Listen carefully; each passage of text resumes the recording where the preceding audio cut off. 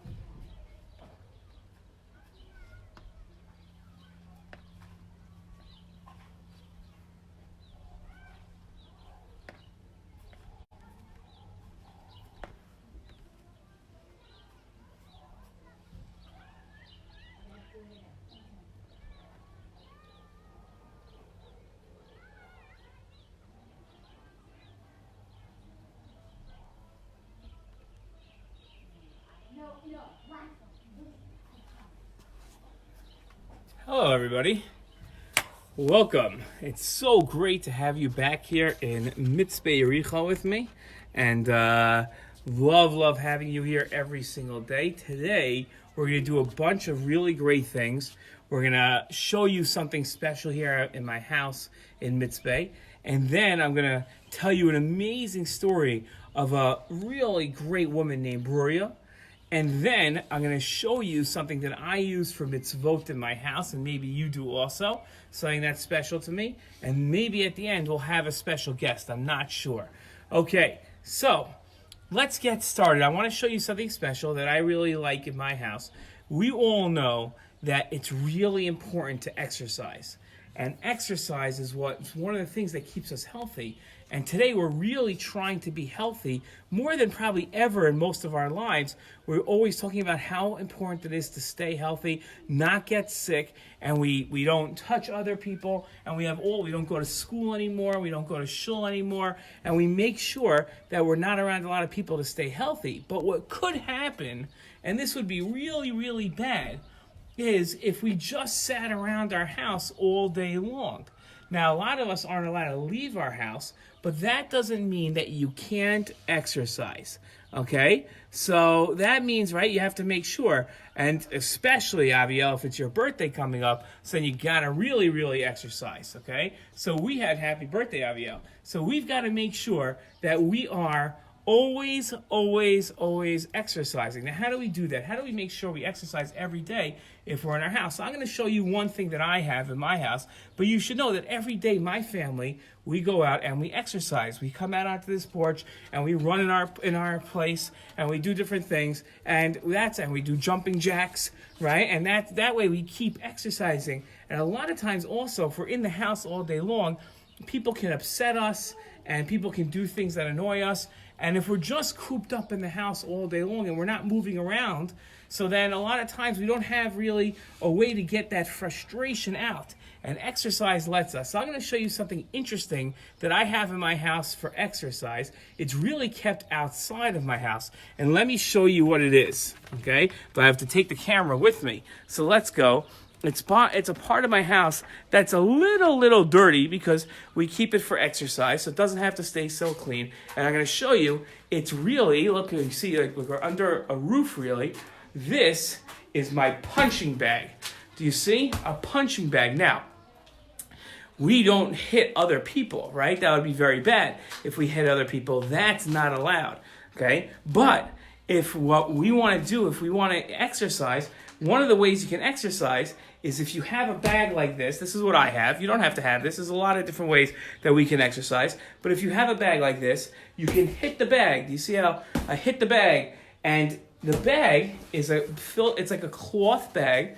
It's made out of the same things as like a shirt or a book bag that you might have at home. And this is this cloth bag, and inside is a lot of dirt.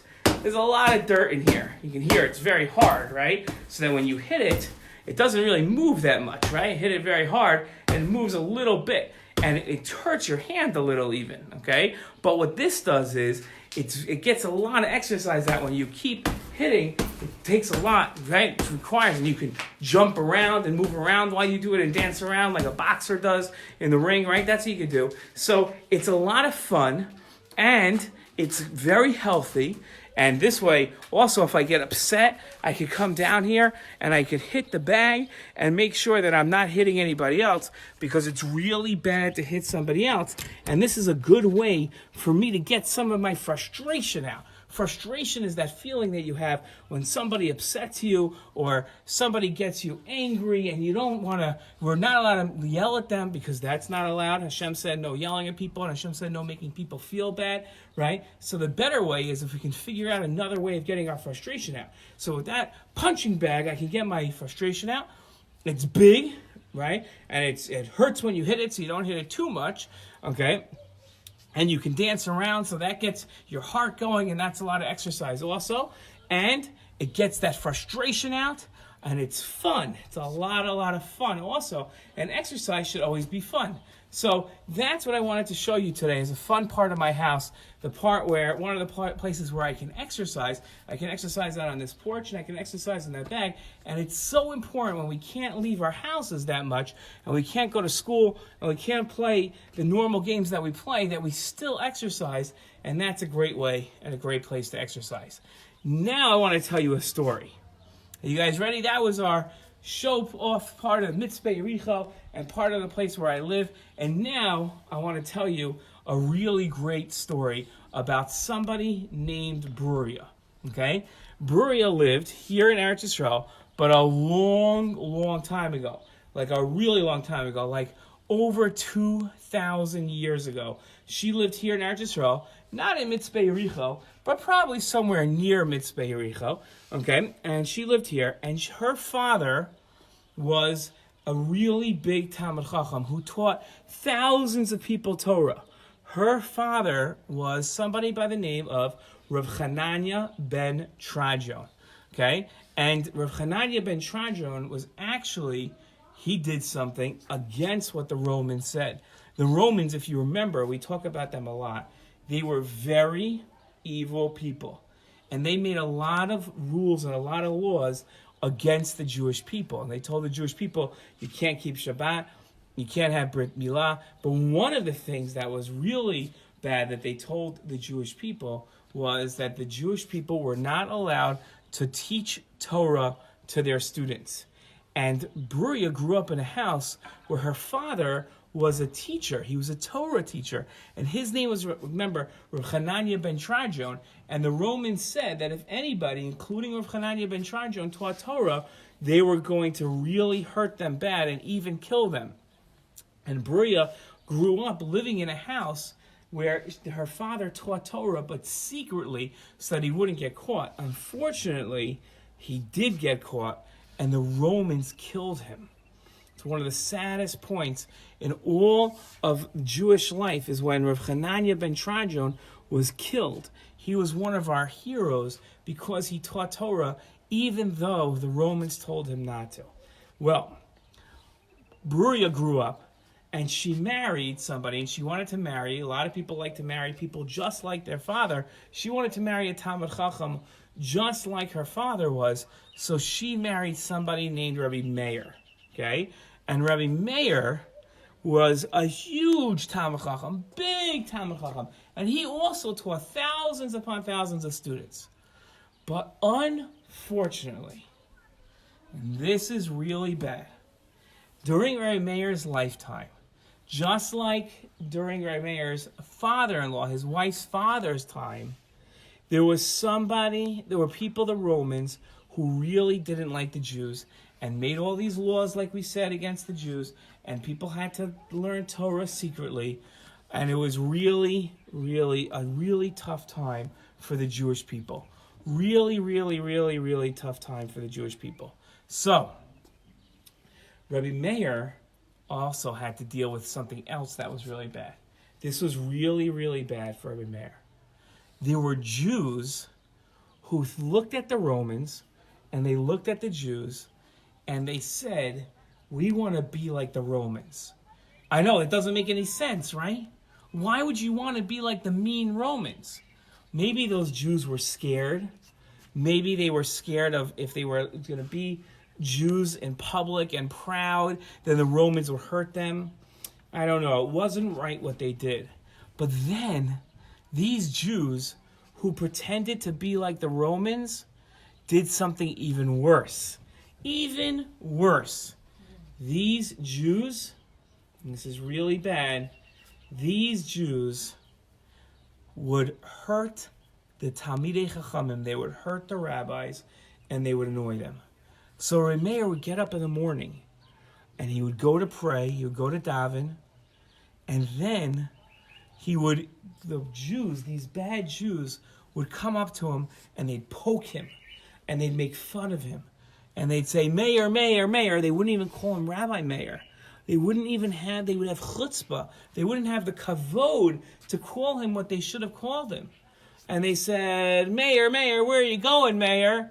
Going to do something dumb, Meir? Going to teach Torah? We'll tell the Romans where you're teaching.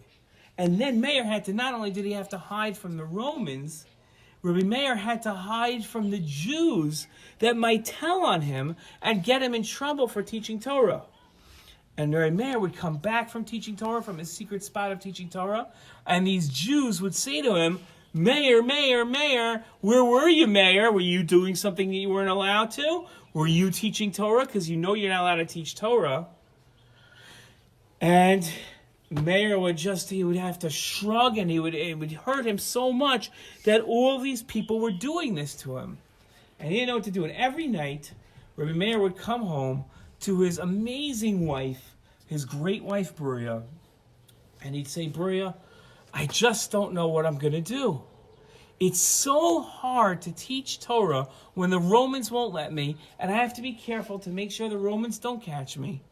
And then, on top of that, what makes it so hard are these bad Jews who want to be like Romans. They took off their kippot, they took off their tzitzis, they don't keep Shabbat anymore, they don't study Torah, they don't keep kosher, they don't do anything that they're supposed to, and then they make fun of me and they threaten me that they're going to tell on me to the Romans. What am I going to do with them? I don't know. And Rabbi Meir was so upset. He was so upset about this. One night, he said, that's it. I can't take it anymore.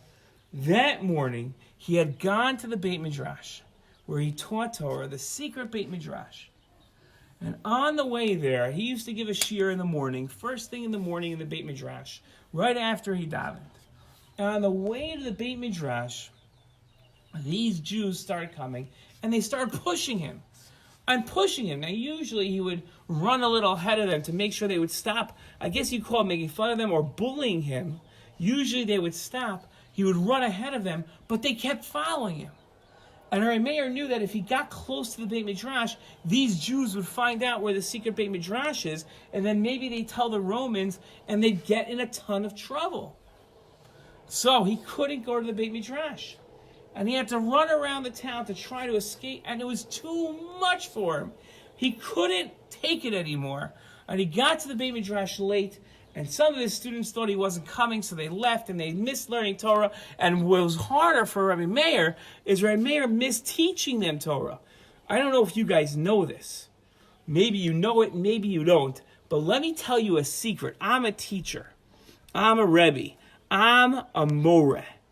And let me tell you, when the best part of my day, of everything, even if there was a day where if I would go to the ice cream store and I would get one of my favorite triple scoop ice cream cones, even if I had one of those, that wouldn't be the favorite part of my day.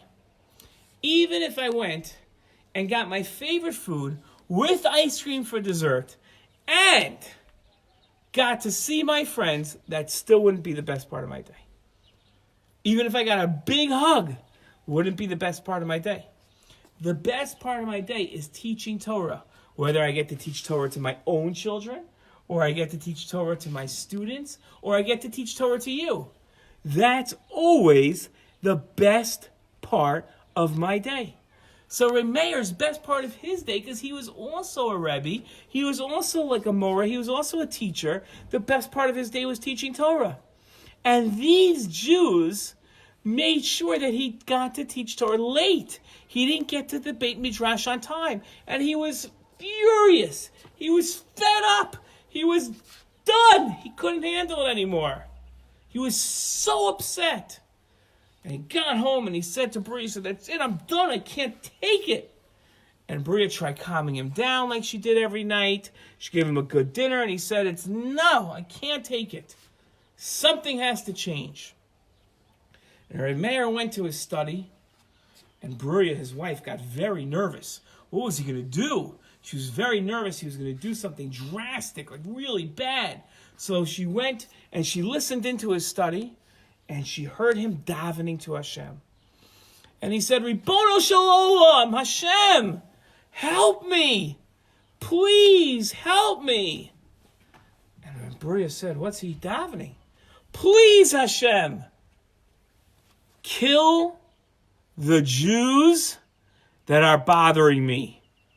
Bria was, kill the Jews? He's davening to Hashem to kill the Jews? And he said, "Hashem, normally I would never ask you to kill Jews. Never. But these Jews are bothering me so much.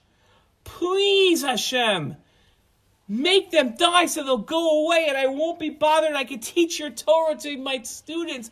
Please, Hashem." And Bria couldn't believe what she was hearing. Kill Jews? That Reb Meir is davening that Jews should die? Oh, well, it's too much. And Reb Meir came out of his study. He was upset. And Bria said, "Meir, what did you do?" And Reb Meir said, "I finally took care of the problem. Those Jews aren't going to bother me anymore."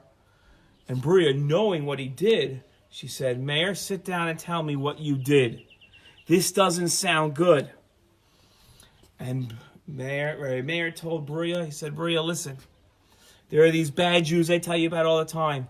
But today they went over the line. It was too much for me. And I davened to Hashem that Hashem should kill them all." Bria said, "No, Meir, that's not what we do. We don't want other Jews to get hurt. No, you should daven that they should do teshuvah, that they should look at what they did and become better people. Then you'll be happy, and these people will turn into tzaddikim, and everything will be fine." And Meir listened, and he said, "You know, Bria, you're much smarter than me. You're right." And he went back into his study. And Meir stood at his stender, and he said, "Ribono shel olam, Hashem, I was wrong when I asked you before. Please, don't kill those Jews. Please help them do teshuvah to be better people." So Bria was smiling. Reb Meir came out and he felt better. And the next morning, Reb Meir came out of his house to go to the Beit Midrash, and those Jews were standing around. But instead of yelling at Reb Meir, instead of poking him, instead of making fun of him, instead of bullying Reb Meir, they said, "Reb Meir, we want to talk to you." And Meir said, "What do you want to talk about?" He said, "We haven't been acting the right way. We were scared.